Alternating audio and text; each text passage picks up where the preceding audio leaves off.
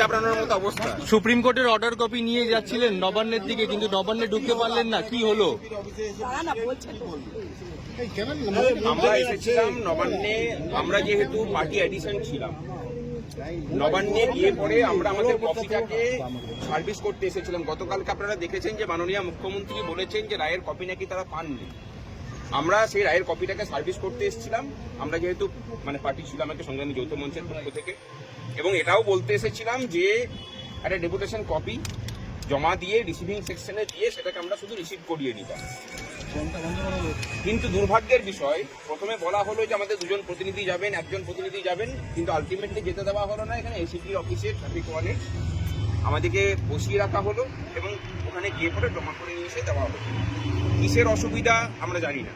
রাজ্যবাসীকে বলছি যে এই যদি রাজ্য প্রশাসনের সদর দপ্তরের অবস্থা হয় যে যেখানে সাধারণ মানুষ একটা কপি জমা করে রিসিভ করতে পর্যন্ত পারবে না, তাহলে এই প্রশাসনটা কিভাবে চলছে সেটা ভাবুন একবার। আর রাজ্য কর্মচারী সমাজ এবং পেনশনারদের বলছি যে যেভাবে এই রাজ্য প্রশাসন আমাদেরকে নিয়ে সন্ত্রস্ত হয়ে আছে, আপনারা দয়া করে রাস্তায় নামুন। রাস্তায় না নামলে পরে এই সরকার এই রায়কে ইমপ্লিমেন্ট করাতে আরও টালবাহানা করবে।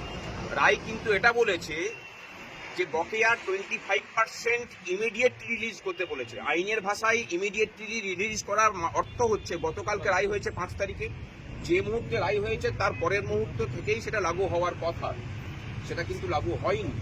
লাগু করার দিকে তারা যাচ্ছেন না। অন্তর্বর্তী বাজেট তার প্রমাণ। 10,000 কোটি টাকা খরচা হবে 25% দিতে গেলে, তার কিন্তু কোনো প্রভিশন বাজেটের মধ্যে রাখেনি।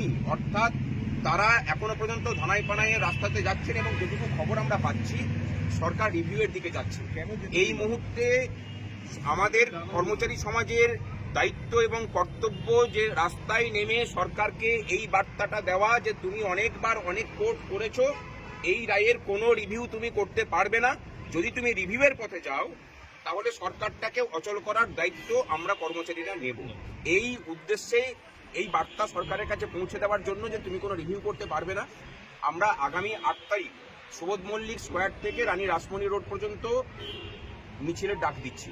কর্মচারী সমাজের কাছে অনুরোধ যে আপনারা পথে আসুন। এই ডাক কিন্তু সংগ্রামী যৌথ মঞ্চের পক্ষ থেকে শুধুমাত্র আমরা দিচ্ছি না, এর সাথে কর্মচারী পরিষদ সহ সকল সংগঠনকে আমরা অনুরোধ করেছি এই আন্দোলনে যোগদান করার জন্য। দরকার হলে কর্মচারী ঐক্যের পক্ষ থেকে নামা হোক, কিন্তু সকলে পা মেলান, আসুন, পথে নামুন। সরকারকে বার্তা দেওয়াটা খুব প্রয়োজন।